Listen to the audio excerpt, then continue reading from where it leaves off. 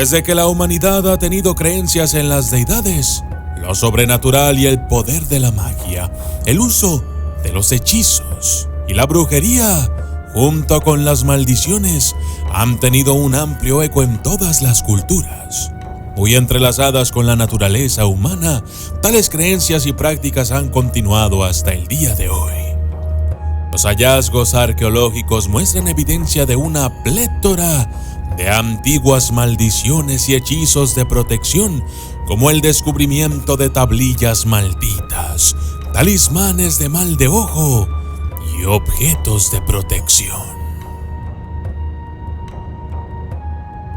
Yo soy el documentalista y esto es el antiguo arte de la magia y las maldiciones.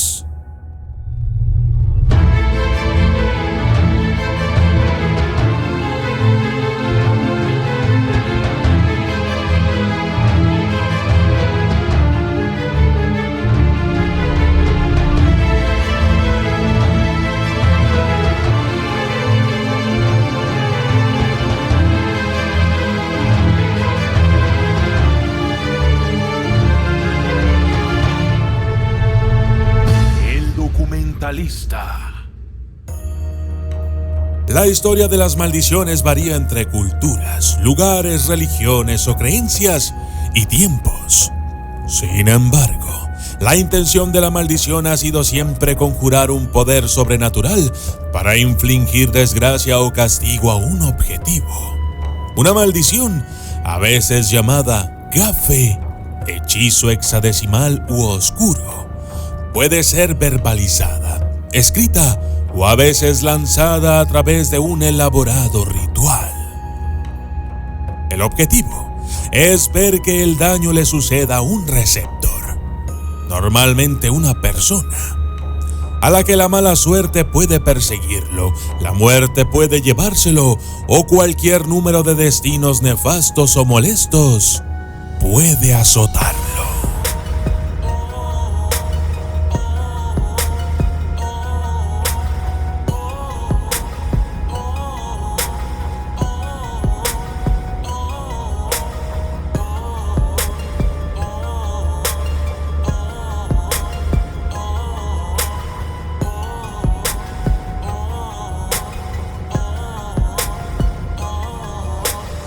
En la antigüedad, una maldición era un fenómeno poderoso a menudo visto como la ira invocada de los dioses o la presencia de fuerzas malignas. Se creía que aquellos que se encontraban malditos podían buscar ayuda de los practicantes de la magia, chamanes, líderes religiosos, curanderos o brujos, y que la maldición se revertiría a través de contrarrituales o de oraciones. Una forma de evitar ser maldecido en primer lugar era poseer ciertos objetos de protección.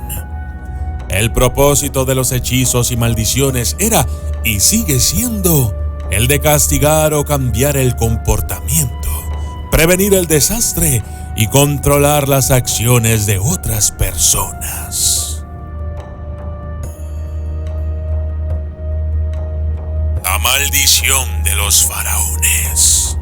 Las antiguas maldiciones egipcias son probablemente las más notorias. Obtuvieron la infamia en 1922 cuando se abrió la tumba del faraón Tutankamón.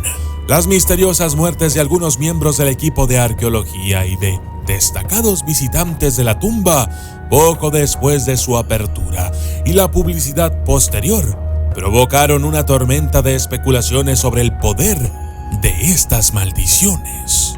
Periodistas y autores de aquella época avivaron las llamas. En realidad, las maldiciones mortales en las tumbas reales de Egipto son raras, ya que la idea de que los invasores o asaltantes abrieran la tumba y profanaran su contenido era imposible e incluso peligrosa de inscribir. Las advertencias o pabellones se utilizaban con mayor frecuencia para preservar la pureza ritual de una tumba o para una protección generalizada. Sin embargo, algunas maldiciones se pueden encontrar en tumbas privadas del Viejo Reino. Una tumba de la 9ª a la 10ª dinastía advierte que todo gobernante que haga el mal o la maldad a este ataúd que Emen no acepte ningún bien que él ofrezca y que su heredero no herede.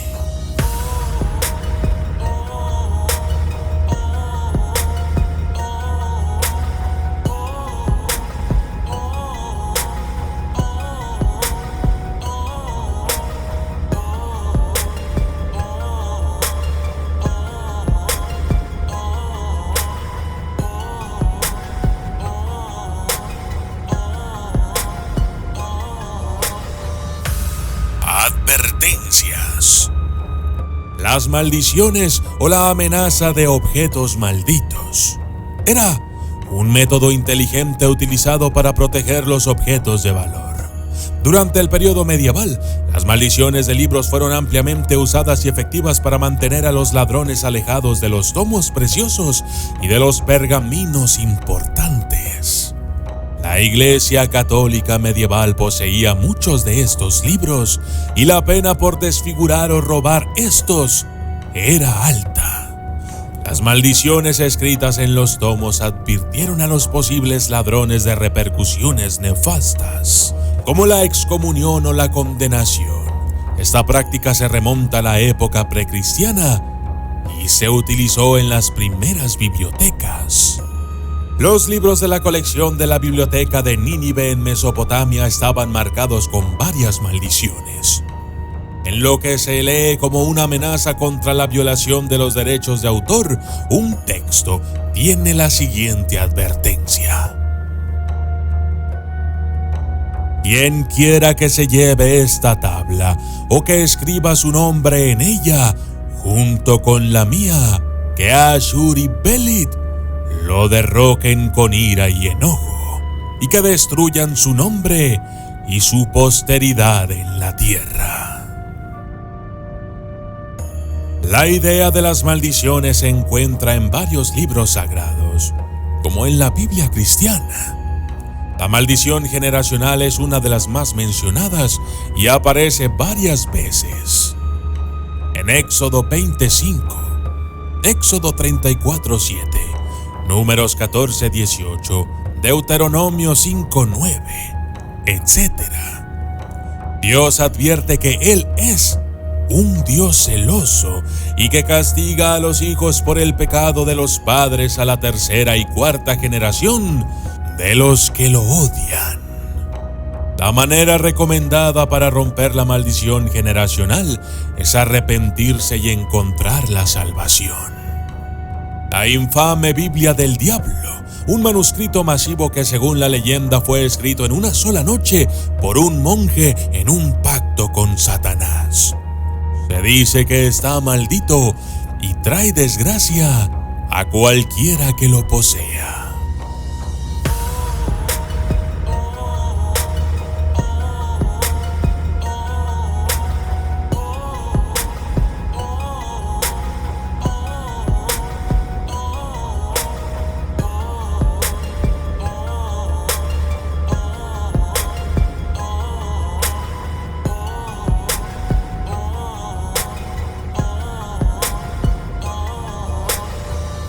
Hexágonos malévolos y brujería. Mientras que la historia muestra que las creencias precristianas incluían el poder tanto de las bendiciones de luz como de las maldiciones, el concepto de estas, sobre todo las más oscuras, está ahora frecuentemente asociado con la brujería y los espíritus ocultos. Las tablas malditas eran una de las formas en que la gente de la antigua sociedad grecorromana intentaba aprovechar a los espíritus malévolos y la ira de los dioses poderosos para condenar a sus enemigos. Los hechizos de atadura se rascarían en la superficie de las delgadas tabletas de plomo. Las pastillas se enrollaban, se les clavaban clavos y se colocaban bajo tierra. Terminaron en el fondo de pozos clavados en las paredes de un templo o enterrados con los muertos. Algunas veces estas tablillas apelaban a los dioses del inframundo: Plutón, Hécate o Perséfone, mientras que otras veces el texto simplemente nombraba a la víctima y la desgracia o muerte que les iba a ocurrir. Una tabla encontrada en Londres dice: maldigo a Tretia María y su vida y su mente y su memoria y su hígado y sus pulmones mezclados y sus palabras, pensamientos y memoria. Por lo tanto, que sea incapaz de decir lo que las cosas están ocultas, ni de ser capaz. Se encontraron maldiciones de lápidas de 1600 años de antigüedad en Italia y recientemente se tradujeron. Life Science reportó que las palabras malévolas y las imágenes aterradoras fueron hechas para deletrear el final tanto para un senador romano como para un veterinario llamado Porcello. Un dibujo de la diosa griega Hécate fue rasguñado en la placa de plomo, con serpientes retorciéndose en su cabeza. La maldición decía: destruir, aplastar, matar, estrangular a Porcello y a su esposa Maurila, su alma, corazón, glúteos, hígado. La práctica de magia o brujería se asoció a menudo con maldiciones y exes malvados. Históricamente en Europa se suponía que si los cultivos sufrían de plagas o si los alimentos se estropeaban de forma inesperada, esto se debía a una maldición. Otra evidencia de maldiciones eran los caballos cojeando o las vacas lecheras secándose. Las acusaciones de brujería son producto de la tensión creada por tales acontecimientos y con frecuencia se mata a las personas inocentes como resultado de juicios por brujería. Con la muerte de la acusada bruja, se creía que la maldición se había roto.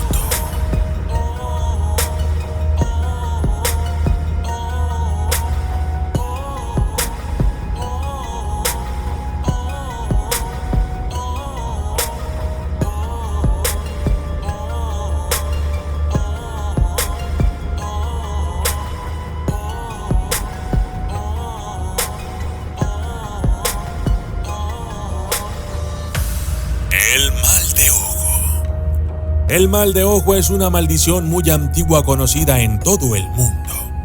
Se remonta al Paleolítico Superior y todavía hoy en día está protegida en muchas culturas, especialmente en Oriente Medio, América Latina, África, América Central, Asia, Europa y el Mediterráneo. Este resplandor malévolo o mirada malévola es la causa de la suerte o lesión de la espalda y es una maldición que a veces se cree que es causada por sentir celos, poseer ciertos colores de ojos o ser demasiado elogioso o codicioso. Debido a que la creencia en el poder del mal de ojo está tan extendida en todo el mundo, en muchos países se pueden encontrar fácilmente talismanes o amuletos diseñados para protegerse de esta maldición. Mientras que las maldiciones y la magia pueden parecer la superstición de los antiguos, hay muchos hoy en día que todavía se arman con amuletos o collares de protección contra los efectos de estas maldiciones. Nuestro mundo racional y científico se burla ahora de la idea de que las maldiciones sean un peligro para cualquiera, y sin embargo la ciencia médica puede mostrar que el efecto nocebo es una reacción psicógena adversa a una percepción o expectativa. Sigue siendo un poderoso fenómeno psicológico y fisiológico, psicosomático inclusive. Si realmente crees que estás maldito y esa creencia es lo suficientemente poderosa, puedes sucumbir ante la maldición, exista o no exista.